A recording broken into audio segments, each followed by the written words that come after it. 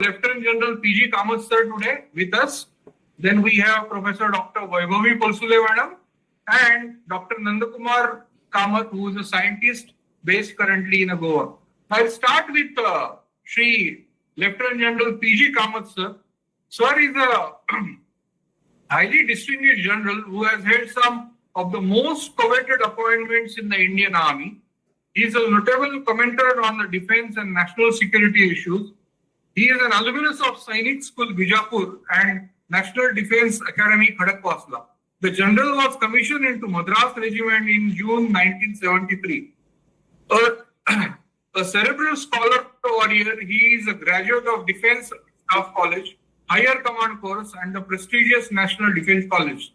His enviable repertoire of staff appointments include the prestigious tenure of Defense Advisor to the Indian High Commissioner in Malaysia, the significant position of Additional Military Secretary at Army Headquarters and Chief of Staff at Command Headquarters. Sir, we welcome you and it's our honor that you are there with us on this particular online mode. Over to you, sir.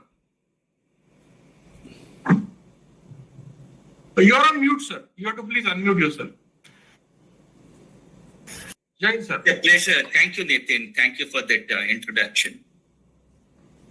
And thank you for all of you who have come here and listening. First of all,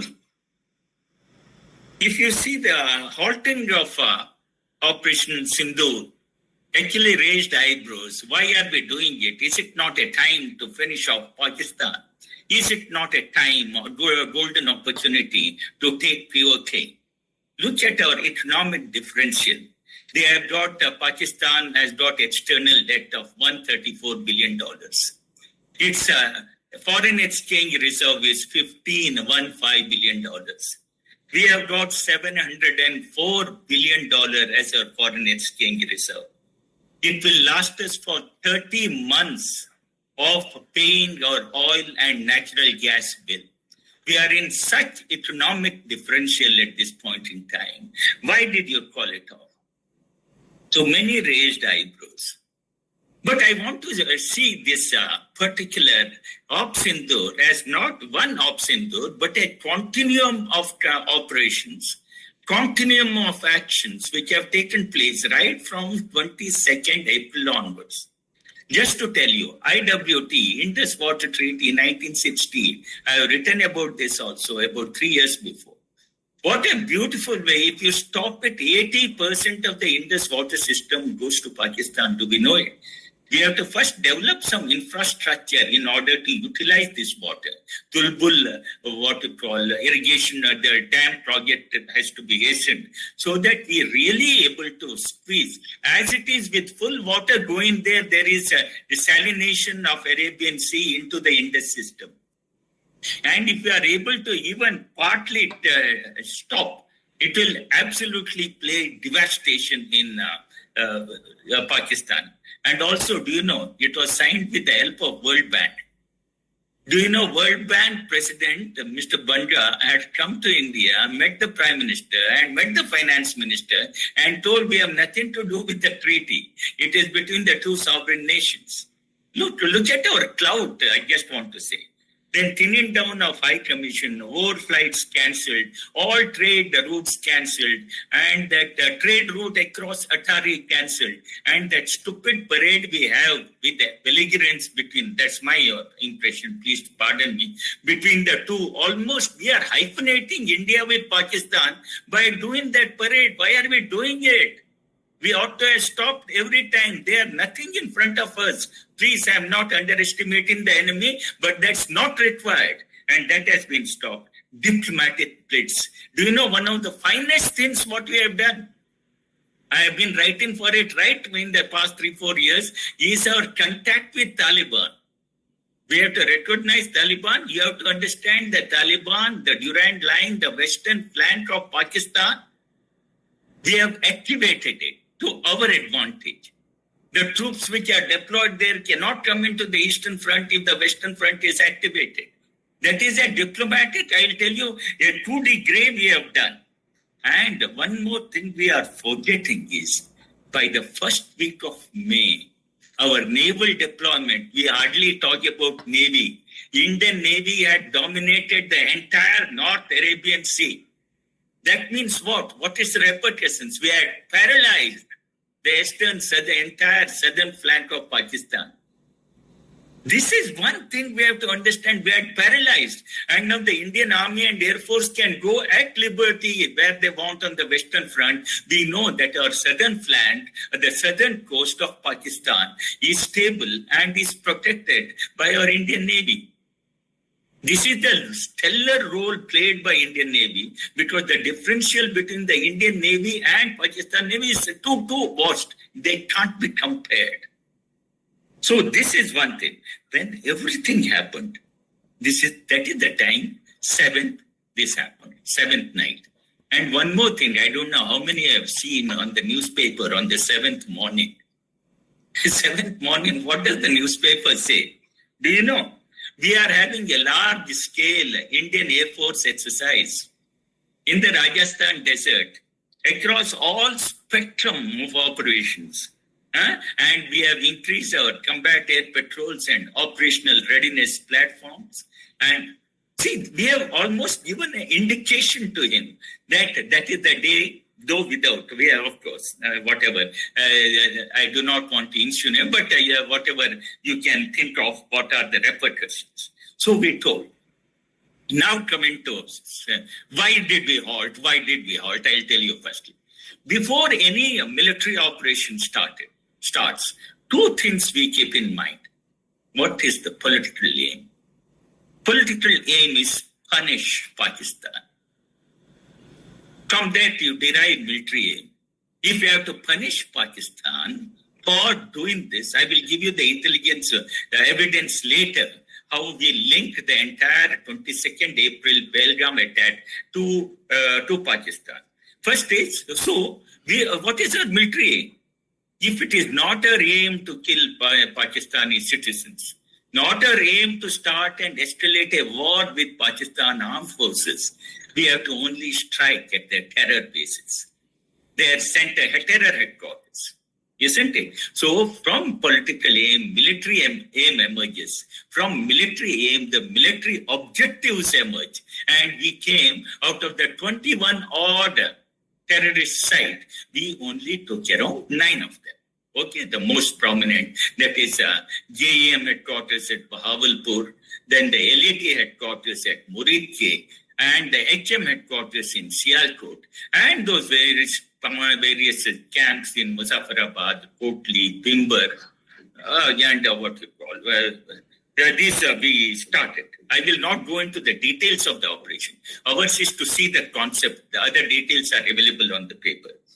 Now coming to, after doing your political and military aim, a planner has to plan. One of the most important things is what is our exit strategy. Just I want to tell you, our US-Vietnam War 8 to 15 years. US-Afghanistan War 20 years. Soviet Union-Afghanistan War 10 years. Iran-Iraq War 8 years. US-Iraq War 8 years. Do we want to go into this and destroy our economy? No. Now let us see the Indian side. 47-48 operations when the British CNC was there, it was for 14 months. 1962, 1 month. 1965, a month and a half. 1971, 14 days. 1999, less than 2 months. So you see this one. So we have to find, before you go into the war and get caught in the quagmire and trying to come out and deeper you go. Now you see what is happening in Ukraine and Russia.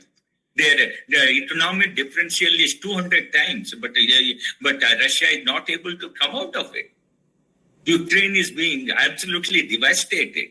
They do not have an honorable exit.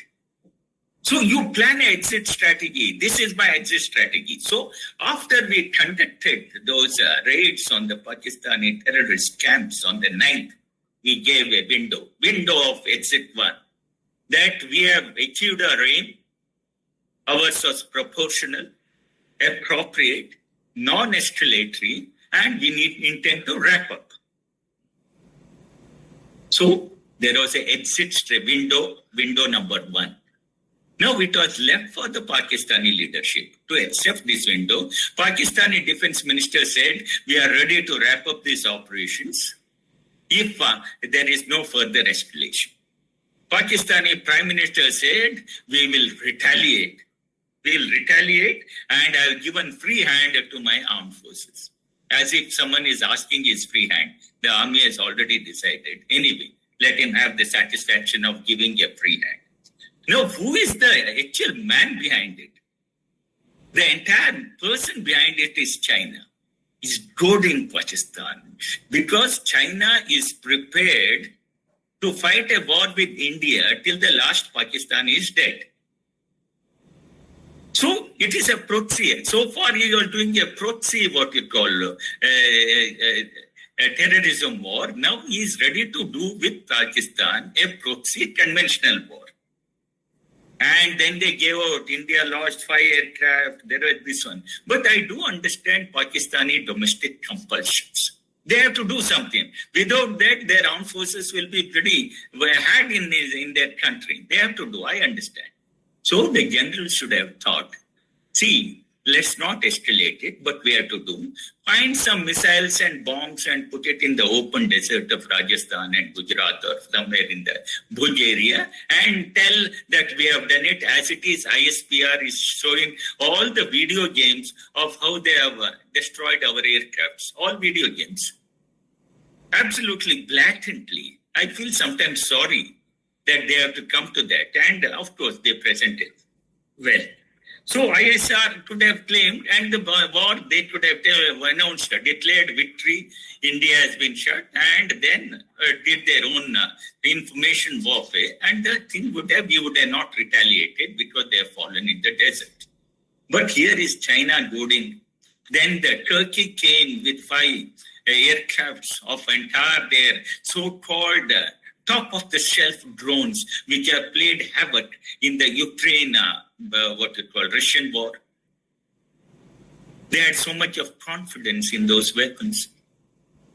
And so the Pakistani army, first, another third principle of war is never underestimate your enemy. Always Pakistan underestimates India. And they came with 1,000 drones, they let it off. And then what happened, escalated it. When did not they targeted our airfield, they targeted our military installations, they targeted Delhi with the ballistic missiles, they targeted Vaishno Devi with the missiles, because trying to give it a jihad. They have destroyed our masjid, will destroy their holy places. They did some Shambhu temple or something, small things which are there, that immaterial. But to my surprise, as an army man, I am telling you, to my surprise, our air defense grid was so strong, so effective. I am amazed myself from the weapons of 1950 vintage L-70, L-60, L-70 guns, right up to the Sudarshan Chakra, S-400, and the BrahMos. All these were integrated in one particular way, that integrated air command and control system by the Indian Air Force and the air defense artillery of the Indian Army to destroy all their PL-15 Pakistan missiles. Everything is absolutely amazing. At the same time, we destroyed their Chinese radar, and they were dependent upon the Chinese air defense system. We were able to destroy at Lahore. Then the entire spectrum of airfields, I don't know whether I should tell you about it, Rafiki, Musaf, Noor Khan, Chatlala, where the nuclear command center is there, Murid at Chetwal, Sialkot, Pasrur, Junia, Raimiar Khan, Bulari, Jacobabad, Sutkur. How did we do all this with a freedom which cannot be really imagined in the modern warfare? That's so much of freedom in the air India could establish. In spite of so-called the Chinese air defense system, the Turkish drones, we were able to establish it. Believe you me, all our scientists, DRDO, ISRO, and BEL, our private players, Make in India platform, the persons, the armed forces persons who could integrate this entire spectrum of software from the absolutely almost prehistoric weapons into the most modern weapons. Are we not really proud of our India? And next, one of the most influencing, one of the dream changers, in addition to Brahmas, of course, Nandkumar will tell it, my namesake will tell more, Akastir. So we really were able to, strike this one where it wanted. Now coming to, what has it all proved? I'll wind up, Nitin, I'll take 3, 4, 5 minutes now. I'll just give it in brief. What are the results? What has happened? We told Pakistan there are certain messaging, strategic messaging which we have done. You will see. Any terrorist act will be punished.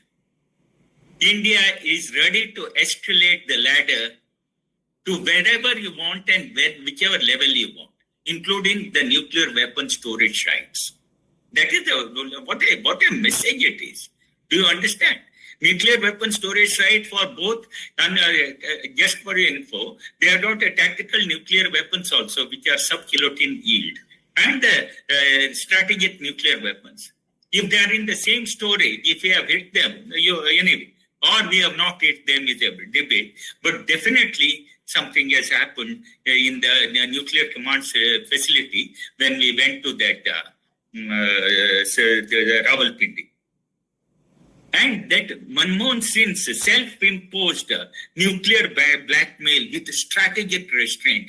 2008, they came and made hell into us. 164 were killed in Bombay, Taj Hotel, everything. We told we are exercising strategic restraint. What the hell you are doing? By firing anything. Look at how a great nation buckled helplessly using this bombastic word, we are strategic restraint, because you do not have. What does Chanakya say? 3 things are most important in war. One is the will of the sovereign, the executive head will.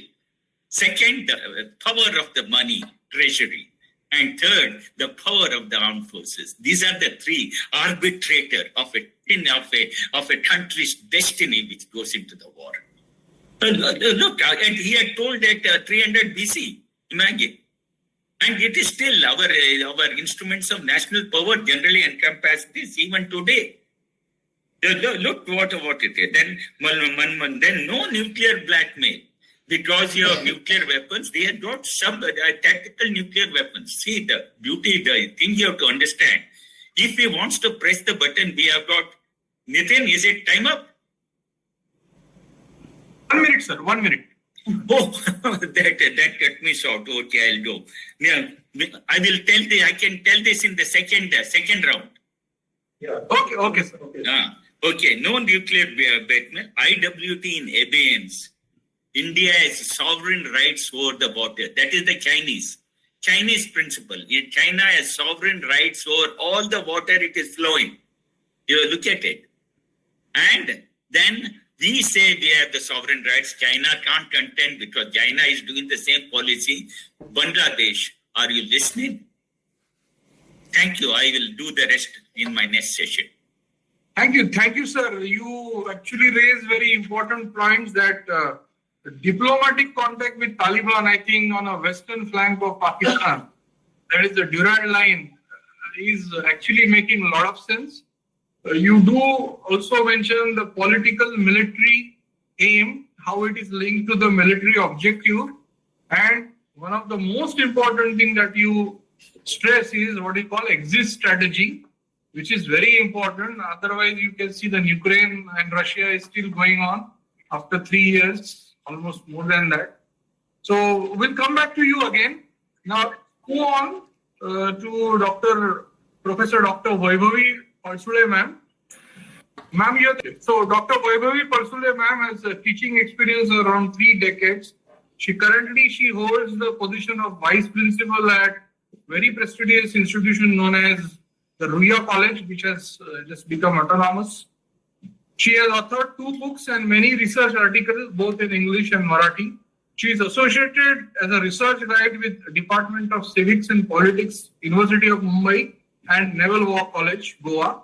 Her research interests includes international relations and Indian foreign policy. She is closely associated with Finns. So over to you, madam, on a very important question, how particular war aspect is going to impact India's domestic policy, politics, and the geopolitics of this particular region, what we call Southeast Asia.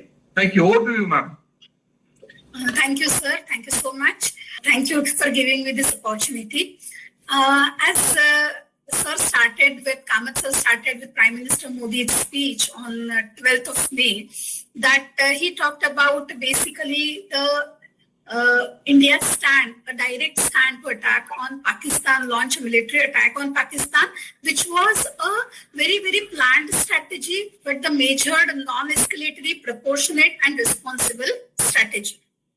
When Prime Minister Modi spoke about the strategy of India, he said that Pahalgam attack is a gruesome phase of terror and a cruel attempt to break our social harmony. The operation is named as Operation Sindoor. This operation exhibited India's strength and restraint. And we see that after this terrorist attack, the entire nation, every citizen, every community, every political party stood together in one voice, demanding strong action for the elimination of terrorists and terrorism. For Indians, name Operation Sindoor has emotional value, obviously. The terrorists who wiped the Sindoor from the foreheads of our women should be brought to justice.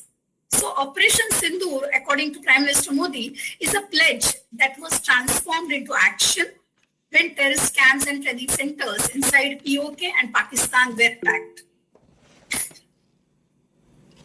I got a message that my video, I should on the video, but my video is not working. My camera is not working. I'm really sorry. Okay, no problem, ma'am. Please go ahead. This Indian action, as we see, it was punitive in nature, but India successfully avoided the full-scale war. Prime Minister Modi, when he was commenting on Operation Sindoor, he used the term the new normal. And I would like to focus rather on what is new normal. So I would start with what is normal and what is new in the strategy of India. The first point that I would like to raise is that what is normal is that India's earlier operations, such as Operation Vijay, Operation Meghadoot, etc., signified India's multifaceted strategy, naval attacks and military nature of the conflict, such as high altitude, remote conflicts, etc. These operations were launched as an immediate response to Pakistan's adventurism, and they were ended after the achievement of victory or ceasefire or treaty. Prime Minister Modi said that Operation Sindoor is not just a response to the terror attacks, but it defines India's new counter-terrorism policy by setting a new benchmark. So Operation Sindoor is not just like a surgical strike. It is India's security doctrine. It is a strategy of using comprehensive deterrence, military and non-military. As sir already pointed out, the suspension of Indus Water Treaty, one example of it. Prime Minister Modi and the government also made it very clear that if India is attacked by terrorism, we will give a resounding response on our terms and in our way. We will take tough action at the very root of terrorism, whatever and wherever they may be. There is a zero tolerance against terrorism. Very important point that Prime Minister Modi raised. India will not prove that Pakistan is responsible for terror attacks. Pakistan has to prove that it is not responsible for terror attacks, and any terror attacks in scope is presumed to have been supported or planned by Pakistan. So any act of terror would be an act of war. Prime Minister Modi also said that there is no difference between government-sponsored terrorism and terrorist networks operating in POK and on Pakistani soil. No scope for deniability for Pakistan. The second point I would like to make is that then what is normal? It's always there was a fear of military conflict escalating into a nuclear war. And Pakistan always used a strategy of nuclear blackmail. It always said that Kashmir is a nuclear flashpoint. What is new in India's strategy is that India has said that we will not tolerate any kind of nuclear blackmail. Even if terror camps hide behind nuclear threats, India will strike with precision and decisiveness. The third point, Pakistan always linked terrorism with the issue of Kashmir. Terrorism was equated with the demand for independence of Kashmir. Indian policies in Kashmir are said to be responsible for terrorism, and Pakistan always is using terrorism in Kashmir and elsewhere in India as a tool to keep Kashmir issue burning and alive. What is new?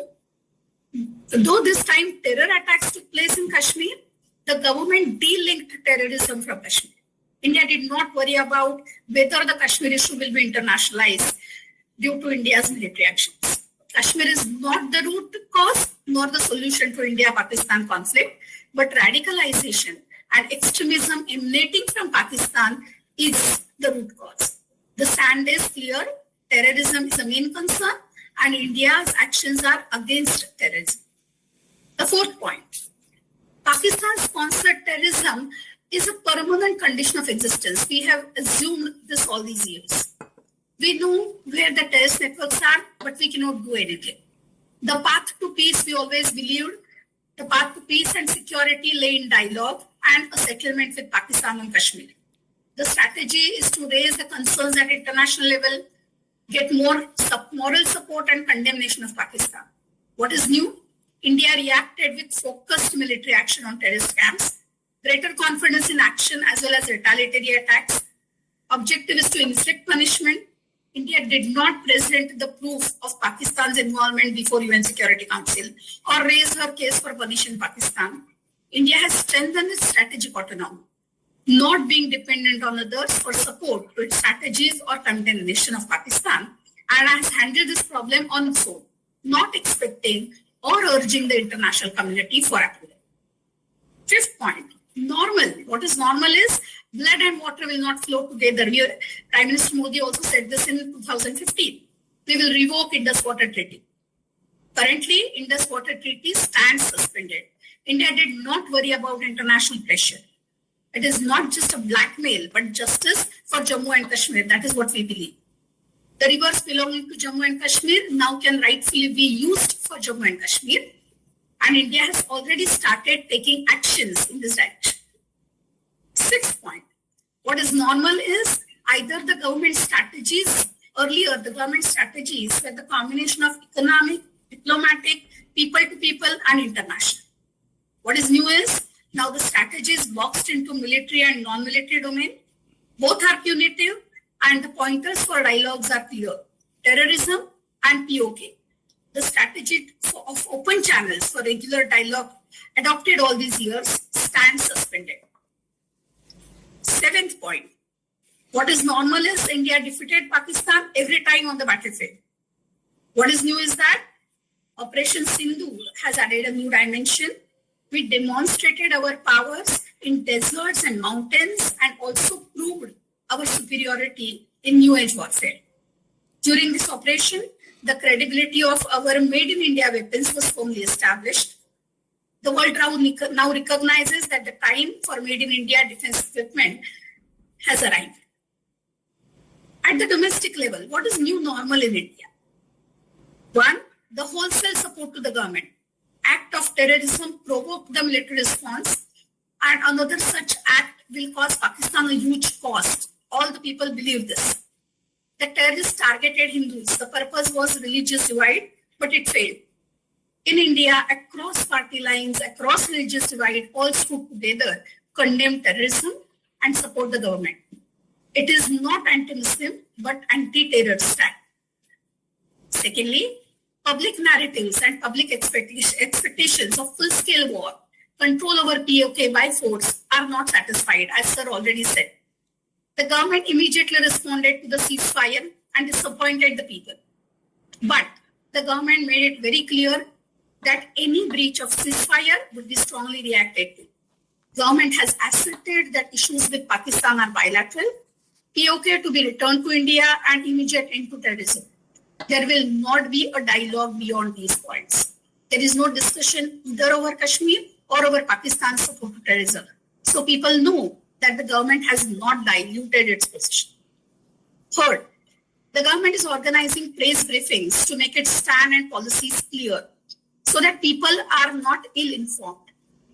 The misinformation given by Pakistan is corrected with proofs, making the people aware of the importance of differentiating fake news and the facts. Also, government controlled the media from instigating the people and creating unnecessary josh in the society. Next point, people support the strategy of deterrence, but non-escalatory response, focus on strategic outcomes, methodological than emotional response by government. Immediately after Pahalgam, there was criticism of the government, failure of intelligence, faint demand for resignation of home minister, etc. But once the Operation Sindoor was launched, government support for the government came from all sections. Those who committed crime in Pahalgam, though all of them are not arrested, but attack on terrorist network is widely appreciated. Post-attack Tiranga rallies by some are called government propaganda, especially in the states where elections are. But that is not leading to disapproval or criticism or the doubt about launching and success of Operation Sindoor. Any opposition to criticism of the government has not casted any doubt about the success of India in dealing with Pakistan. Even the non-military actions, especially in the Squatter Treaty, and returning of Pakistani citizens back to Pakistan is not seen from communal color. Nation first is the motto of everyone. In entire operation, as we all have appreciated, the role and empowerment of women is highlighted. Though people are supporting this Operation Sindoor, government has to take into account several concerns because it is not very easy for the government to handle this. The people are confused. What is the right response to conflict? Total war, people are more than willing to go for, even at the cost of social, economic, human, and moral loss. So restraint, ceasefire, peace talks are not easily acceptable to the majority. It is natural because people fear and believe that such tactics were already resorted earlier, but could not stop Pakistan from harming innocent people and armed forces by engaging in bomb blasts and terrorism. So everyone believes that Pakistan should be taught a tougher lesson. They want a leader who will take such a decisive action. So temptation to take such kind of actions and the pressure from down up would be very high. People also talk a lot and dream about a shattered and divided Pakistan. It may happen in the course of time, but shattered Pakistan could also be a problem as it could create more liability for India. Even if Pakistan would be partitioned, the separated parts will have their affinities with their land and their military and not with India. So as happened in the case of Bangladesh, the same would happen with other parts as well. So partitioning Pakistan is not a solution and guarantee of bringing peace. Third, bringing back POK to India. Returning POK to India will never be accepted by Pakistan. Kashmir has a lot of symbolic value for both India and Pakistan. And in the parts of POK, Pakistan calls it Azad Kashmir. Pakistan may fuel the movement for independence of Kashmir. Integration of Kashmir would come with the demand for independence of Kashmir. Though today Kashmiri leadership is supporting India's aggressive stand against Pakistan, even hypothetical return of POK may give rise to demand for independence of Kashmir. The government has this challenge of integrating the regional identity of Kashmir with the national identity. The government has to ensure that there is a complete end to terrorism in Kashmir. People in Jammu and Kashmir would start facing more problems when tourism gets reduced. Empty hands and empty minds will be a fuel to anti-state beliefs and behavior, and it would lead to various and vicious circles. The people there must be convinced that what may come, they should not support terrorism or provide hideouts to terrorists. They must give every information about terror linkages to the government. They should be convinced that it is important in their own interests. We know that the tourists who went to Pahalgam are giving testimonials as to how local Kashmiri, many of them even were Muslims, helped the tourists in the event of the attack. But it is also a fact that terrorists will try to seek local support to expand their activities. Ousting terrorist networks is a major challenge there. Another very important problem about Indian society is that people have not seen large-scale war recently. Also, they believe that today's wars are fought with technology, and so the loss of human life is comparatively less. There could be financial burden, but that is acceptable in the national interest. Rather, many kind of memes are spread, like we are ready to pay GST, we will increase GST, but we must take Kashmir and so on and so forth. But the threats and challenges of conventional warfare and technological warfare are different. People may not really understand that. There is an unnecessary competition, comparison between the political parties. Now the race has started. That how the different leaders and the strategies adopted in the critical situation were different. So who is good and who is bad, or who just makes a statement, etc., which is dangerous. I feel that Operation Sindoor, taking into account all these things also, Operation Sindoor has created a baseline as to what kind of response to expect from India. Future governments will at least have to match this baseline, if not change it. Thank you. Thank you, madam. Mention the emotional value of Operation. Thank you very much. Good evening. Respected organizers of the Forum for Integrated National Security and fellow citizens. Warm greetings to all of you. It is a great honor and responsibility to be addressing the critical webinar at a time when the nation is undergoing a profound shift in its understanding of regional security and the future of Indo-Pak relations, because the topic today is Indo-Pak relations post Honorable Prime Minister's address to the nation. With few opening remarks, I will move to strategic analysis of Operation Sindoor, which is a very short presentation. It will be followed by strategic vulnerabilities and India's expanding threat envelope. After that, I will take up strategic roadmap and national response. And my last point before I give some concluding vision in the next part, that is the part that will follow after economic and infrastructure outlook to sustain the new doctrine. So the mandate given to me today focuses on three interrelated areas of strategic concern. First, the vulnerabilities and challenges India faces in the light of this newly declared new normal in Indo-Pak relations, which Professor Vaibhavi has discussed in detail. Second, the possible responses and roadmap that India must adopt to safeguard its national interest in the short and medium term. And third, the economic and infrastructural transformations necessary to sustain India's long-term security both internally and externally. But before we get into these core themes, it is important to understand the foundation on which these policy shifts are being built. And that foundation is Operation Sindoor, an operation that redefined India's tactical maturity and strategic messaging. It is to this that I now turn. So let us take short strategic analysis of Operation Sindoor. I wrote a popular article recently tracing 23 minutes of action of Operation Sindoor from purely technological angle. I was trying to map every minute of this action, and in military history this will be studied for decades to come. The initiation of Operation Sindoor marked a pivotal moment in India's modern military history, not only because of what was done, but because of how and why it was done. The operation, which began on the night of April 24, just 2 days after the heinous terror attending Pahalgam, was a direct response to the persistent and well-documented threat posed by Pakistan-based terror outfits operating with the tacit or covert support of Pakistan's intelligence and military apparatus. What distinguished Operation Sindoor from previous responses, such as the 2016 surgical strikes or the 2019 Balakot airstrikes was its multi-dimensional character and its strategic compression.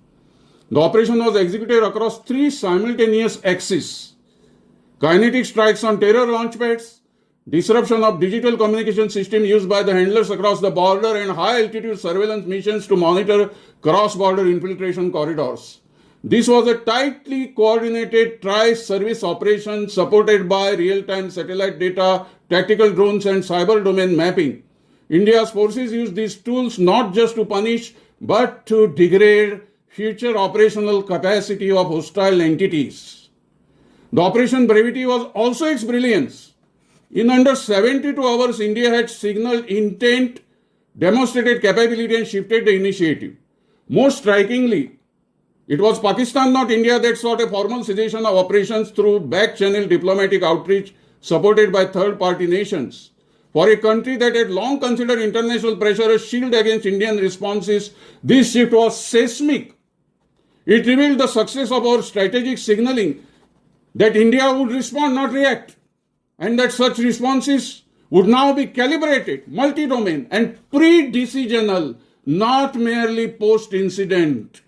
Yet, even as we mark Operation Sindoor as a tactical success, it is imperative to ask the more difficult question: has this action permanently changed the behavior of our adversary, or merely bought us some time? Strategic thinkers have often warned that deterrence without declaration leads to decay. Unless embedded within a broader doctrinal vision, military success risks becoming episodic, not evolutionary. So let me turn to first mandate that is given to me to speak, that is strategic vulnerabilities and India's expanding threat envelope. The Prime Minister's declaration of a new normal is courageous and necessary, but it also brings into sharp focus the vulnerabilities that must be addressed for the doctrine to be credible, executable, and enduring. India is no longer confronting a mere two-front threat. It is operating within a deeply entangled, fluid, and multi-domain conflict matrix that stretches from Ladakh to Lakshadweep, from Xinjiang to the cyber walls of Hyderabad. First, let us begin with the persistent threat from Pakistan. It is no longer sufficient to describe Pakistan as merely a sponsor of cross-border terrorism. Over the past 5 years, Pakistan's warfare ecosystem has evolved. Today, it includes narco-terror syndicates that operate along Punjab and Rajasthan borders, disinformation campaigns targeting Indian institutions, and attempts to digitally radicalize vulnerable populations in Kashmir and parts of Kerala through encrypted social platforms. The recent drone-assisted delivery of assault-grade weapons and synthetic opioids into Indian territory demonstrate that this is no longer just a counter-terror issue. It is a hybrid war, and Pakistan is not the only player. Enter China. While this engagement process along the line of actual control has seen some local de-escalation, the People's Liberation Army continues to invest in dual-use infrastructure, road networks, fiber optics, airstrips barely 20 kilometers from key Indian forward positions. More importantly, China's strategic footprint in the Indian Ocean is expanding with unnerving speed. In November 2024, not far from Mumbai and Goa, China conducted its third joint naval exercise with Pakistan, Sea Guardian 3 in the Arabian Sea. This was not merely a bilateral drill, it involved live anti-submarine operations, satellite link targeting, and unmanned underwater vehicle deployments with intelligence coordination from a Chinese surveillance ship operating off Gwadar. Add to this China's deep sea mining ambitions. Chinese research vessels have been mapping mineral-rich zones in the central Indian Ocean basin under pretext of scientific exploration, with increasing interest in cobalt, manganese nodules, and rare earth elements. These minerals are not just economic assets, they are critical inputs for precision-guided munitions, satellite systems, and next-generation energy storage. India cannot afford to overlook militarization potential of seabed mining and must view this activity as a resource security and sovereignty issue. Simultaneously, very important, Turkey's growing defense cooperation with Pakistan, particularly in the drone technology, naval systems, and coordinated diplomatic messaging in the organization of Islamic cooperation signals a broader ideological and geopolitical axis forming around what could be called TACP, Turkey, Azerbaijan, China, Pakistan. Bangladesh's recent refusal to issue a joint counter-terrorism statement with India and Maldives' expulsion of Indian security personnel under a new Marxist Islamic coalition should be seen not as isolated diplomatic incidents, but as coordinated signs of a strategy to erode India's regional influence. These are external vulnerabilities. But we must also look inward. India's nuclear command and control architecture remains a sensitive and often under-discussed area. In the event of a decapitation strike, a possibility that cannot be ruled out given Pakistan's tactical nuclear posturing, do we have hardened and redundant second strike assurance mechanisms? Are our national leadership, armed forces, and critical communication infrastructure protected through autonomous protocols and space-based relay systems? Strategic deterrence in the 21st century is not merely about possession. It is about survivability and signal credibility. Finally, we must consider the political vulnerability of underdeveloped doctrine. Without codified rules of engagement and escalation ladders, every crisis risks becoming a test of individual political judgment rather than institutional resilience. While the Prime Minister's address sets a visionary tone, the absence of a published strategic framework risks confusion, misinterpretation, or dangerous adventurism by our adversaries. India's strategic vulnerabilities are not only along the lines of control or maritime borders. They are embedded in ambiguity, in underinvestment, in delayed institutional reform, and in assuming that tomorrow's conflicts will resemble yesterday's wars. To truly operationalize the new normal, India must first fortify the weak links that adversaries have studied for decades. We now turn to the strategic roadmap that can guide such fortification. I come to the next point, that is strategic roadmap and national response. The declaration of a new normal by Prime Minister Modi must not remain an evocative phrase. It must become a national operating principle reflected in the decisions, posture, and readiness of every organ of the Indian state. The credibility of a doctrine lies not merely in the resolve with which it is announced, but in the speed, clarity, and completeness with which it is executed. India now needs a granular, time-bound, resource-based strategic roadmap that can integrate military, doctrine, intelligence reform, cyber preparedness, and defense diplomacy under one unified framework. Let us begin with the most critical reform, the formal codification of India's national security doctrine. Despite having faced multiple wars, insurgencies, and nuclear crises, India remains one of the few major powers without a publicly articulated national security strategy.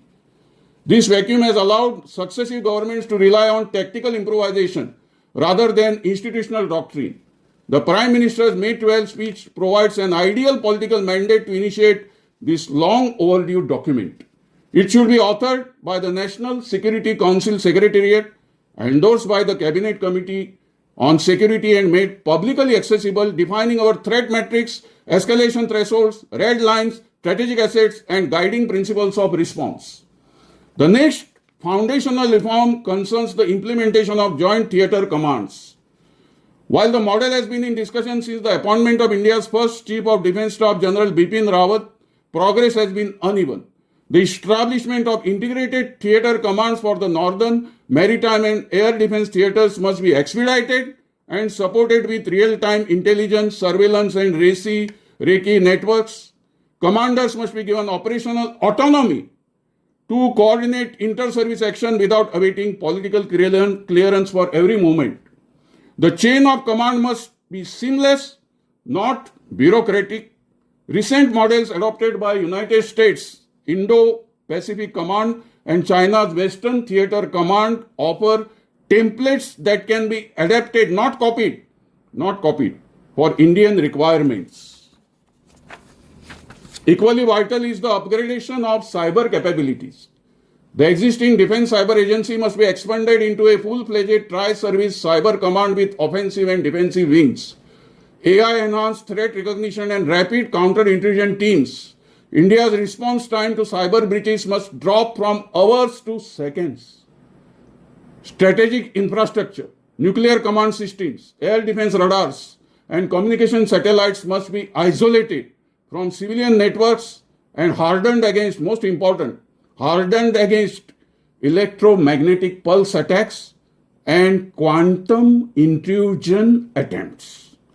Next, India must create a strategic response force, a standing, rapidly deployable tri-service unit headquartered in central India, capable of airlifting troops, neutralizing insurgent outposts, intercepting maritime threats, or stabilizing border flashpoints within 12 to 18 hours. This force must have propositioned equipment, dedicated transport squadrons, and embedded surveillance support, including drones and satellites. This response force will serve as the surgical hand of the national doctrine, agile, autonomous, and action-ready. The next and most important point is economic and infrastructure outlook to sustain the new doctrine.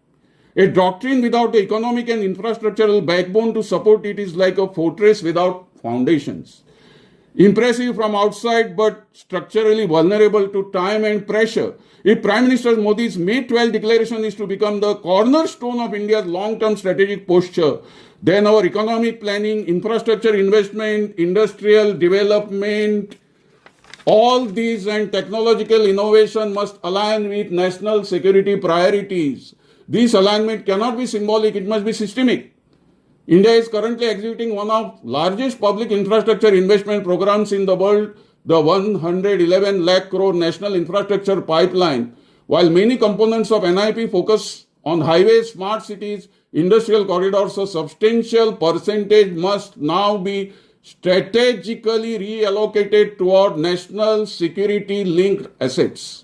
These include expanding all-weather roads and bridges in border states, underground command and control nodes in key defense zones, dual-use airstrips in the Northeast and Andaman and Nicobar Islands, and hardened tunnels for armored transport across the Siliguri corridor. Border infrastructure is not merely a military asset. It is a message to the adversary. It is a message to the adversary that India is no longer deferring readiness in the name of budgetary caution. Let us also turn to the most under-acknowledged area of national preparedness, space-based defense and satellite security. India is now investing rupees 22,500 crore in building a constellation of 52 military-grade satellites, 31 through public-private partnerships and 21 under ISRO and DRDO supervision. These satellites will enhance India's real-time intelligence, surveillance, and recce capability, allowing for seamless tracking of troop movements, sea lane violations, and drone intrusions. However, these assets must be integrated through a dedicated space command, separate from but coordinated with the Air Force, tasked with both defensive and offensive operations in exo-atmosphere space. The DRDO is currently testing anti-satellite weapons capable of disabling hostile satellites through kinetic intercept and directed energy systems. India became the fourth nation in the world to successfully test ASAT technology, anti-satellite technology with Mission Shakti in 2019. But unless institutionalized under a permanent doctrine, such achievements remain experimental. China, by contrast, has already established a formal space support force under its strategic support force tasked with electronic warfare, jamming, and anti-satellite strikes. India must respond with equivalent institutional architecture. How much time I have in this first session, sir? So 1 minute. Okay, And fine. they will, yeah. Cyber and digital resilience are the other critical axis of our economic defense interface. India has witnessed exponential growth in digital infrastructure, but its cyber resilience remains fragile. As of early 2020, I found India has over 1.2 billion internet connected devices, but no national cyber deterrence policy. The Indian Computer Emergency Response Team handles thousands of alerts daily, but most state-level departments, public sector units, and critical infrastructure bodies remain untested for coordinated cyber strikes. In fact, few days back, 62 government websites were targeted and something else flashed on that in Goa. Very shameful. A national cyber audit regime must be launched, mandatory for all defense-linked, nuclear-linked and transportation infrastructure. Simultaneously, the expansion of defense industrial ecosystem under the Defense Acquisition 2020 must accelerate from assembly line to research and development leadership. India cannot achieve strategic autonomy if it remains dependent on imported sensor, avionics or propulsion systems. DRDO must be granted academic freedom and budgetary elasticity akin to the United States DARPA, DARPA. So key areas: hypersonic propulsion, swarm drones, loitering munitions, electronic warfare pods, and underwater surveillance must be driven by Indian startups under Innovations for Defense Excellence platform. I'll stop here. Rest of few points and the vision I'll cover later. Thank you. Thank you, sir. Very excellently you illustrated that what are the defense and scientific advances that India needs to attain to take care of such a kind of enemies. You did mention that the three-pronged approach, that kinetic, then the communication disruption, and all tri-services operation with the use of satellite and other related communication facilities were used in this particular Operation Sindoor. You very lucidly highlighted the point that India would be responding in sort and not only just reacting. I think this is one of the proactive stance which we have seen in this last couple of years. One of the most important point that you highlighted was that need of a national security doctrine. And in this light, sir, last 2 decades, FINS is propagating this particular idea that we should have a national security doctrine. And years back, we had one webinar where we discussed the Pakistan's national security doctrine, where it was released in a public domain. Now, we really don't know whatever their doctrine is, but some part was available in public domain and large part was not kept in a public domain. But at least we should have our national security doctrine, and FINS is currently working on this particular area. You also mentioned that some of those critical areas such as Siliguri corridor and new age warfare in terms of electromagnetic pulse attack as well as quantum pulse attacks, I think this should be taken into care when we look into our defense preparedness. Now, coming back to this particular webinar, we'll go back to General Kamath, sir. Sir, can you hear me?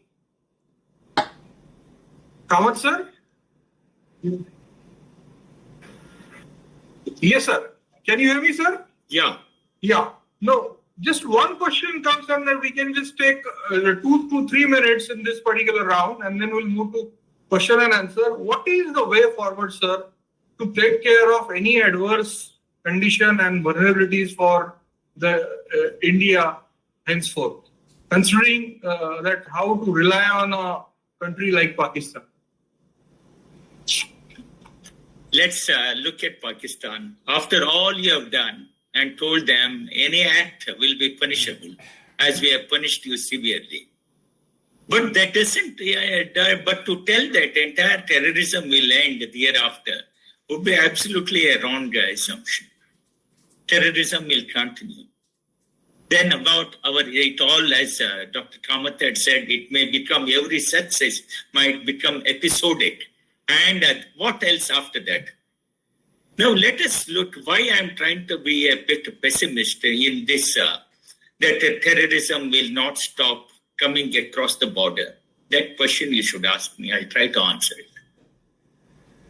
Entire Islamic, nothing against Islam, please. And Islamic philosophy is either you convert or you get killed. It is written in their holy text, and these holy texts will never be amended. So any person who is adherent of this holy text will continue with this terrorism now and in future. We might have put some long-term brakes on the system because the Pakistani government will forget it, will some get more stable, get better economic power, weight, and again it is going to happen. It will happen. Because I know the psychology of the people out there. The terrorists will continue because it is for which the very madrasa training, as the defense minister of Pakistan said, our madrasa people are our second line of defense. Our madrasa student, our second line of defense. The jihad is what they are meant for. They are born in this world to do jihad. They are born in this world to spread Islam. This entire world is for Islam Caliphate. Any kafir has to be eliminated. With this thought process being put again and again into the people, this strong fundamental view is not going to dilute. Come to that. Not that all people who follow Islam are dead. It's the 10% who follow and the 90% who are silent. So to show that in future we can tackle this entire terrorism by doing this work again and again and again, I don't think so. It will continue. We have to be more careful. Then it leads to me Vaibhavi's point. See, you have to understand, because of your success, you cannot sweep our faults under the carpet. There has been an intelligence failure. Let there be no doubt. There are so many people involved. In February 25 itself, about 2 months before, that American mature technology satellite, where demanded images of Pahalgam, high definition images of Pahalgam in February 25. Means right at that point in time, the planning had started. Then terrorists had used the ultrasets, Chinese made, which are Pakistan army is also using it. And the communication was through Beidou satellites. So as far as China is there, and China knows it can use rivet India towards its western frontier by seeing that there is a Pakistan on the other side. And India's attention is military, everything is directed towards Pakistan. And it will have a free hand in the northern border. That particular concept and the thinking and the doctrine which the Chinese are following, it is right from 1947, right from the time, 50, I will say, 49, 50, right? That is right from the time the nuclear technology and bomb were given to them. It's well documented. I'm not telling something by research. No, what is a way out? First, we have to keep China shut. How do we do it? Please don't throw brickbats at me. But this is my thought. I have written it a number of times. That first is do to Pakistan, do to China what China did to India. China gave nuclear technology and bomb and missiles, everything to Pakistan. Do the same to Taiwan. Give a couple of bombs, give the nuclear technology, give the missiles, and tell it that China, and we believe in two China policy, as you do not believe in two India policy. You believe in multiple India policy. Why should we believe in one China policy?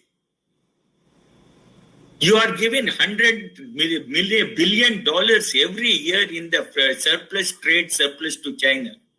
What are we doing? He is the one who is behind us. We may single out Turkey and Azerbaijan, but these are only peanuts. We have to see our traders and all. We have to harm China. We have to harm China technically, economically, and we have to harm China strategically. We should give what you call clandestine or open or whatever means you want to adopt. I don't know. There are a number of ways. You have to go and give the nuclear weaponry, nuclear bombs, and nuclear missiles we can carry to Taiwan. Let us see how China will not respond to us. And then what about the Tibetan card? The Tibetan leadership is with us. We have got certain troops also. I will not talk details about it. Why are we not instigating Tibet and Xinjiang? Xinjiang, where there is already what we call a rebellion brewing with the Uyghurs. They are just across Karakoram Pass, you go, there is the Xinjiang. And Tibet, the rest of the frontier is with the Tibet. What are we doing about it? Why are you not using your Tibet and Xinjiang card in order to create confusion, mayhem within the borders of China?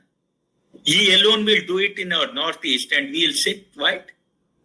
It is so easy to put arms, weapons across, send certain people there, make some cells with weaponry. Silently, it is such a vast land. And thereafter create mayhem. So we have to do something much more than Mongolia is another place where we have to have which we are having our influence.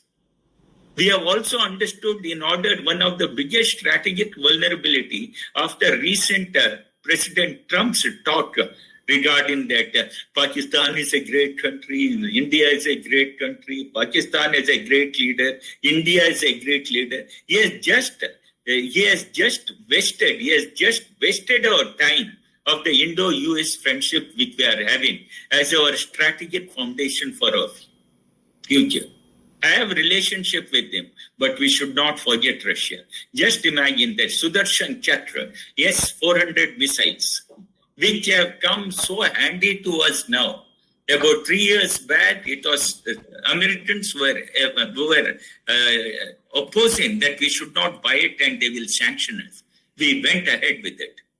Now Russia has offered that yes, 500 missiles, we will take you, we can jointly collaborate and take it. So if you really see in the spectra, in the entire historical analysis, we cannot leave the Russians. Russians have helped out.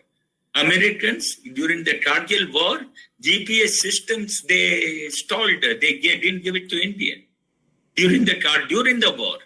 I was actually fond of this Trump, but after the recent I have come to know, absolutely the deep state actually operates. Deep state is against India, let there be no doubt. 71 USS Enterprise, in Kargil war, GPS, now we have got our own satellites. We have our Navy satellites. The chips which we use from BrahMos and Akastir are our own. So the algorithms cannot be actually copied by the others because the chip is ours. Otherwise, if you borrow a chip from somewhere and import a chip from somewhere, already the essence, the brain behind that particular weapon system is in someone else's hand. So there is a lot to be done. Now, one of the things which of my previous talk I left out, that now Pakistan is a glass house. We can tell across the length and breadth of Pakistan, anywhere, any place, any town, any village, any bathroom, any latrine, any bloody drawing room, if you are hiding, we can destroy you. Have you seen that particular message which we have sent? All we need to know, because Akastir is a loitering ammunition, gives you on time information and data of the things as on time. And it manages the thing as it is, as it obtains data, and then strikes as a loitering ammunition. We are actually leading the world in this. Otherwise, all these drones, Somker and the Bekhtar and all which Turkey is fond of have been absolutely rendered useless by us. China has also to wake up, so-called air defense systems. But I am not talking about their aircrafts. The J-10 and the J-30 are comparable. But I am talking of their air defense system. You see how we have been able to. And also one of the biggest thing what we have got from this was we have tested the efficacy of integrated air command control communication system. And also China has also got the same advantage. They have found how ineffective they could be. Then come to our Pakistan's nuclear policy, which strategically we have to find a counter to it. They say yes first use, by the way. If it is yes first use, the tactical nuclear sub-kiloton weapon is a sector profile. because the artillery gun or whatever their TNW is, they cannot fire from the strategic weapons. It has to be tactical. So these, during wartime, these TNWs will be distributed to the sector, southern sector of Pakistan, central sector of Pakistan, or might be given to their core headquarters also. So how many nuclear buttons are there? 3, 4, 5, 6, 7. With these so many nuclear buttons, what have we to do? We have a counter to it. Which is our threshold? What is the nuclear threshold we can go? And how much of conventional window for kinetic strikes we can find between this threshold without resorting to that nuclear blackmail. We can find a conventional window before in this particular spectrum of warfare in order to strike. Our technology has proven beyond doubt. And also about, if there is time, I will talk about India and Southeast Asia with China later. That's all. Thank you, Nitin. Thank you, sir. You very well explained in this particular second round about the capacities of our forces to take care. And you, in a very humorous way, says Pakistan is a glass house and we can take care of them. But the concern is that they also have nukes, and for many years somehow we were under the nuclear black belt. But we should have our own stance whenever, if that particular nuclear war happens, what could be our response in that particular case. Now, just moving back ahead, go back a little about the point raised by Vaibhavi Palsule madam, and she said about how the diplomacy has worked in recent days. So the question to her is that, ma'am, what could be the way forward? Thank you, sir. Basically, I would like to talk about, way forward in the sense of India's foreign policy as a whole. Yes. What has happened with Operation Sindoor is that we are in a way, I believe that, or I feel that we are in a way back to the square where our foreign policy was Pakistan centered. So our South Asia policy was absolutely Pakistan centered. And after mid-90s, after 1995, we started looking beyond South Asia. Operation Sindoor and the expectations from India and the challenges that India is facing, we probably are thrown back to our Pakistan-centered policy, which is very dangerous. Now, if we look at the situation today, India entered into this conflict with the help of Russian help, Russian defense help, whatever we got from Russia. Pakistan entered into this war with whatever it got help from China. And when we are fighting with each other, Russia and China are talking to each other on the terms of friendship. United States, Russia, China are talking about the future world order. Russia and China are talking about non-American world order. So there are many things happening beyond India, Pakistan, and beyond South Asia. We, as sir also said, that when we are involved with Pakistan on the northeastern borders, the threats are being emerging. China has again started renaming many places in Arunachal Pradesh with Chinese names. And so there is no overt escalation between China and India. The problems are persisting and China definitely will take advantage of it. Frankly, neither China nor America wants to finally resolve the conflict between India and Pakistan. Because even if we are just talking about Kashmir, China also, we always forget that Kashmir, when we talk about India and Pakistan involvement, but China is also a third party to Kashmir because China also has a part of Kashmir. So when we claim Kashmir as ours, and it is a rightful claim, but then we are forgetting that we also are challenging China's involvement in Kashmir, and we have not paid good attention to that. So the problem for us is to look beyond this India-Pakistan conflict. One thing, as the government has adopted strategy, that sending our representatives all over the world, convincing the world that there has to be a war against terrorism. So terrorism, zero tolerance to terrorism, not only from India, but all over the world. So all the entire society, entire global society has to stand against terrorism. It is difficult, as sir already said, that putting total end to terrorism is not possible, and neither China nor America nor Russia wants it. So as far as possible, it is not threatening our interests in India along with Kashmir. That is what our priority should be. We will obviously also have to be vigilant as far as what the China's policies are, what Bangladesh is doing, because otherwise our image in South Asia, there is Indian image in South Asia, which already is created as someone who, in the name of being big brother, tries to control the policies of other nations. This image is dangerous. We try to project ourselves at, by establishing a relationship with other South Asian neighbors on one-to-one level. But still, this image is not changed. So it is very important for India to create an image for India which is positive by interacting with other South Asian nations as well, and with interacting with the Southeast Asian nations as well. Thank you, sir. This is my take. He said that currently we are sending our opposition leaders across the globe and to convince the world about the terrorism and its nuances, in particularly which is sponsored by Pakistan. I think this is a good step in making a good interaction with the rest of the world and make a lobby against the terrorism. And you also rightly said that there are different blocs, they are working together, China, Russia working together, the US, China, Russia working together, and there's another bloc, as Dr. Kamath sir said, that TAPC, PA, Pakistan, Azerbaijan, Turkey, and China. So these are different blocks, and then we have to find our own bloc and strengthen that particular bloc.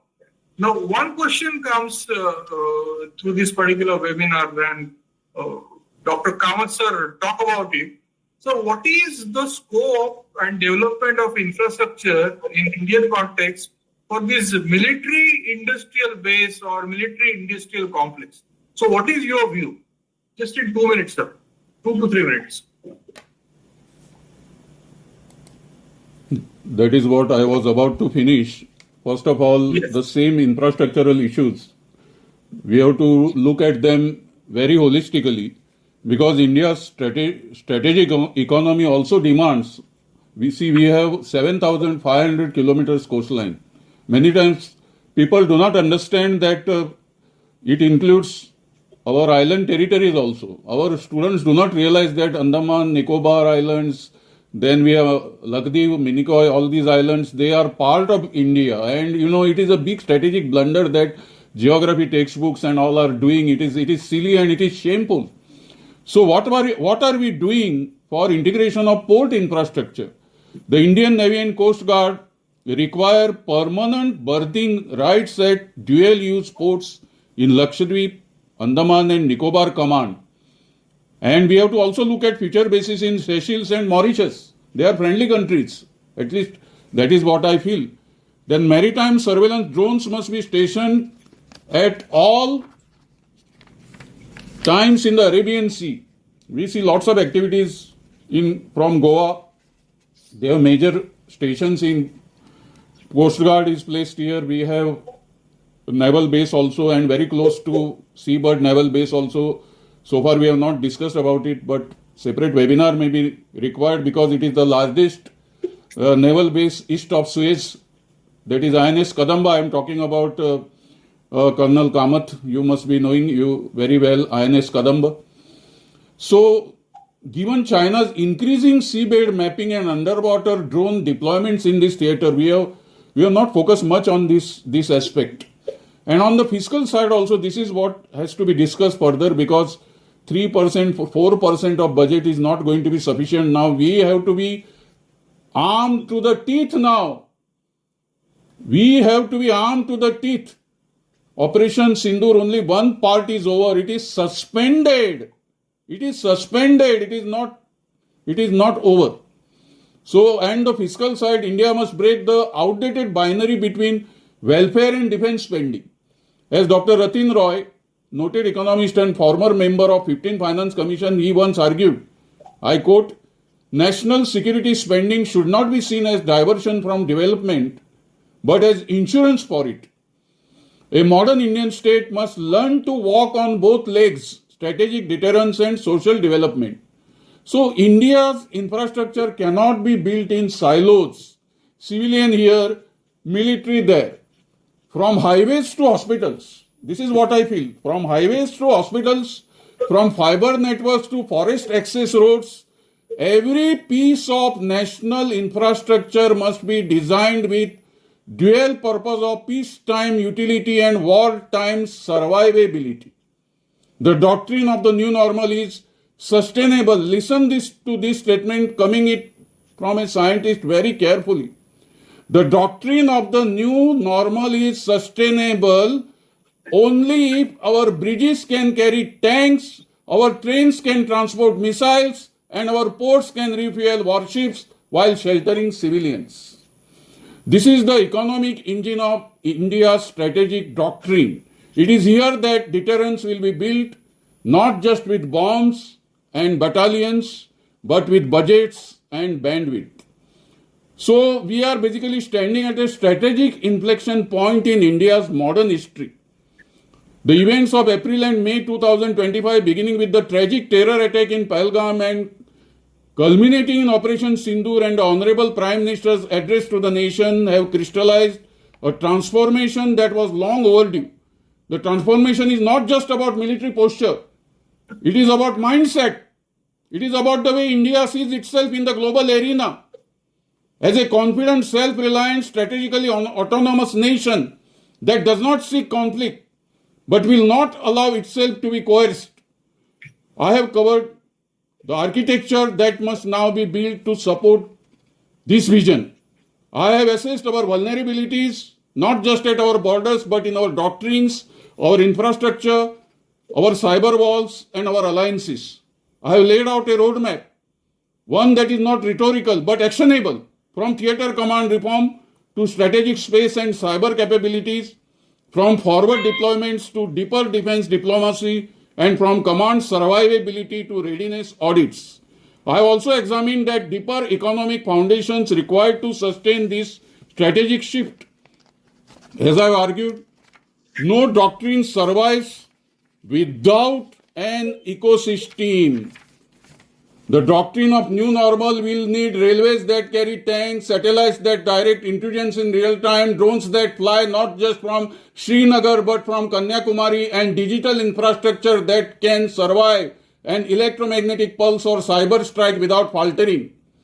But above all, India will need a national security culture that transcends bureaucratic silos, election cycles, and political compulsions. As K. Subramaniam once said, I quote, strategy is not an event, but a process that must be embedded in national life, unquote. In that spirit, we must now institutionalize strategic foresight, not just through defense modernization, but through education, research, scenario simulation, and diplomatic agility. We must foster a generation of officers, scientists, engineers, economists, and thinkers who do not ask, can we afford deterrence? But who understand that we cannot afford the absence of it. Our adversaries today are watching. Not just what we say, but what we do, how we build, how we coordinate, how we prepare. They are watching. The signal they receive must be clear. India is not in search of war, but India will not be hostage to peace. The pursuit of peace without preparedness is no longer acceptable. Not to our people, not to our soldiers, and not to our future. To conclude, let me say that this doctrine without delivery is danger. Rhetoric without readiness is risk.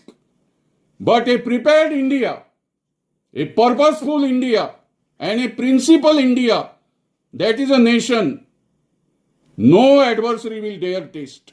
So, new normal is not a moment. It is a mandate. New normal is a mandate. And it is now our collective responsibility, including Finns, to build the India that this mandate demands. So, I thank you all for giving me this opportunity, and specifically I thank Secretary General Advocate Bahasaheb Desai, Colonel Tripathi, Lieutenant General Sanjay Kulkarni. They have motivated me, guided me, supported me so that I could come before you and give some of my thoughts which are still evolving. Thank you very much. Thank you, sir. That you did mention about that the deterrence will be built by budgets and bandwidths. So we have to move away from that old particular economic concept of gun versus butter. And if you just postulate that today we are spending around 2.6% of our... No, it is not. It is henceforth, it is just not possible. Let people not talk about GST. We have to raise it 5 to 6% within next 4 or 5 years. Post this Russia-Ukraine, I think most of the European economies, they decided to go with around 4% plus on defense spending. So at Fins, we have done some calculation. We came to know by 2047, if our economy becomes say around $40 trillion, we require $1 trillion just for the defense expense, which is currently around $85 billion per annum. So that is a large scale development that we must think, and we require that defense industrial base for that particular matter. And that was the concept of Sri late Manor. And I just put this question to General Kamath sir. They say that Pakistan is going to attack us henceforth, terrorist attacks. So why did not we finish Pakistan once for all? I think I answered about this earlier also in the beginning. Yes. That was what everyone wanted. The rhetoric was finish Pakistan, take POK, good opportunity, economic differential, military differential, everything is there at this point in time. But how long this war has to go, the exit strategy was the one which I did mention. The exit strategy was first one after the first strike, and then the Pakistan came again after their escalation. Missiles, ballistic missiles on Delhi, mind you. And all those airfields from Avantipur to Bhuj, all means fired at. And that gave us a cause for escalation. Now, when they came for the stopping and a pause for the operation against Pakistan at this point in time, at the cost of the nation, a developing nation which has got so much to do. The pinnacle is on top, so much of energy, money, resources, everything is required for development. And now, okay, what do? You defeat Pakistan. Who wants the 250 million Pakistanis into your system? I'm just trying to say. Do you really want to have this so radicalized population as a part of your country? Just think, earlier I used to say, but Akhand Bharat, we should not have divided, but partition was a good thing, which could have been done better. And Mohandas Gandhi had all not prevented others who wanted to leave from leaving. So I don't think we will achieve anything, and our economy will entirely go down. It will impoverish our country, believe you me. And our population is 1.4 billion. Can you really take care of 1.4 billion? Now we are giving 800 million free rations. Can you afford it? On 8th of May, the Prime Minister had a meeting of all the secretaries in order to find out how the country is faring in terms of money, the resources, in terms of food security, energy security. All secretaries came, and means he was taking a very, very assessed decision whether to go further or not. Then, to be frank with you, war is fine for persons who do not fight a war. So I think the decision had a lot of wisdom. The second exit window which was available to the country, we took it. We also need to do a lot of preparations in order to really finish a country. It's not easy when, as Dr. Kamath rightly said, you do not have a national security strategy, you do not have a path to go where you are. 2018, Prime Minister told NSA Ajit Doval to prepare a national security strategy, and now it is 7 years we have not been able to do it. Only when you have do it, your aims are clear, your objectives are clear. You are funding and budgeting those objectives with a time plan. With a time plan, means in 5 years, 10 years, 15 years. That objective has to be divided into many objectives. And that budgeting has to be done in order to build your military, industrial, and economic capacities to reach that stage in order to be that powerful. I don't think we are in that stage. Thank you. Thank you, sir. Very rightly you said that 700 billion would have wiped out if the war continues. So we require that buffer, and economic growth has to come. Then and then we can prepare ourselves. So, but one thing is always there: if you want peace, then you should be ready for the war. But if you want to ready for the war, then you require the financial and economic prowess. Then and then you can go ahead and take care of your adversaries. And you rightly said it is not that easy to finish another country that easily. The Ukraine and Russia, it's still going on. So Exactly. they are at loggerheads, and both do not have any exit strategy. And the economy of Russia is 200 times Ukraine. And what's Right. that? Even same is happening with the Hamas-Israel war, which is going on there, conflict rather. So conflicts are there always, and you have to find the balance at how economic progress can be made. So you require in between the peace and the siege so that you can move forward. Now, just moving forward in this particular webinar, now we have come to the fag end on some of those questions which are there that we also address. The one question is there, and I'll just put it to Vaibhavi ma'am.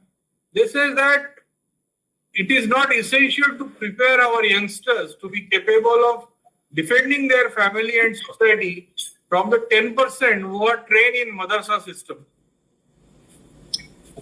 I do not see really that is an option, because we see that the temptation to use the knowledge in a very hazardous way could be the result, because in madrasas the students are trained and they are really convinced to do whatever at the cost of their life. So, that balanced kind of youngsters to be trained to use that balanced kind of approach would be very difficult, like madrasas. Okay, they should be trained to enter into army, that discipline has to be there. So there should be, training, more encouragement. That is, the policy like Agniveer that the government had started. There is more, focus. There has to be more focus on encouraging the students. So preparing the students to participate in the NCC activities in the college, and then helping them to get trained for their army and Navy career, Army, Navy, Air Force career would be the strategy rather than establishing madrasa-like structures. Thank you. Thank you, ma'am. Now, it's last around 90 odd minutes, and the webinar is going on with around 35 plus people attending. It is one of the more than 50 were there some time back. Even a classroom to retain people with 90 minutes lecture, their attention is little difficult. But I think with the help of our three esteemed speakers, we could able to hold people for around 90 minutes, and they're asking questions. There's a lot of interaction is happening there on the chatbot. But the time has come that sometimes we need to cut off, and we can come back again as a feast initiative for next end of the webinar, where we can invite all. Due to the paucity of time, we have to cut it here. Now, I really thank everyone who joined this webinar on a Saturday evening, which is a prime time, but you still log in. And special thanks to our all esteemed speakers. They have done a very wonderful job. They are really great experts in their field, and very lucidly they have addressed this very complex issue, and they have put their school of thought or thought forwards in a very simple way. So I really thankful to everyone, and of course our Fins team here at the back end. With their support, this webinar was possible. Now we'll end with the Rashtragan. We request everyone that you can stand at wherever you are, and then we'll sing the Rashtragan together. So I am just making the Rashtragan theme. Thank you. Hi, I'm Vikram Anand, an international career coach with over 32 years of corporate experience. अधिनायक जय हे पंजाब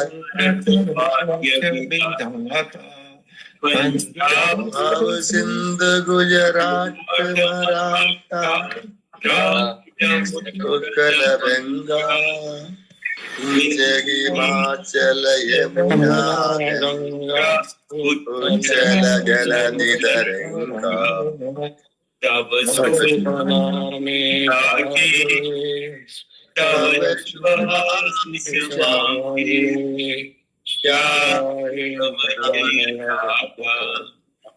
जन मंगलदायक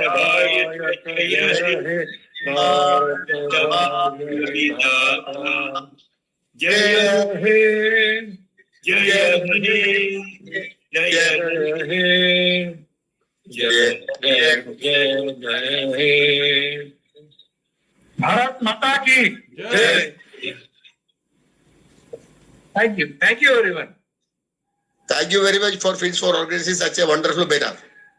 Yes, if you want to just express your thoughts, you can. It's open. Floor is open for 5-10 minutes. We'll do it, and then we'll close. So people have raised that we were able to answer some of them questions, but due to some constraint that we need to wind it up. Thank you again, everyone. Thank you, Fins and the team. Thank you, Fins. Thank you. Thank you, Kamath sir. Thank you, Dr. Nandkumar. It is my earnest request that such type of webinar should be initiated in the fast also, in the early coming months also. More challenges will come in coming days. I suspect from my intelligence that we have just taken a break. Let us be prepared for the worst to come. Thank you very much. Let's hope for the best, sir. Okay, so we prepare for the worst, but we'll hope for the best. Let us see within 2 months what happens. Yes. Thank you. Thank you, all the speakers. Thank you, Fins. Okay, thank you. So nice of everyone across the board. The people are joining from you in US. I can see here. Ashutosh Joshi sir, you're there. You're joining us pretty odd hours, I hope, from the US. Thank you very much. Indrani ma'am.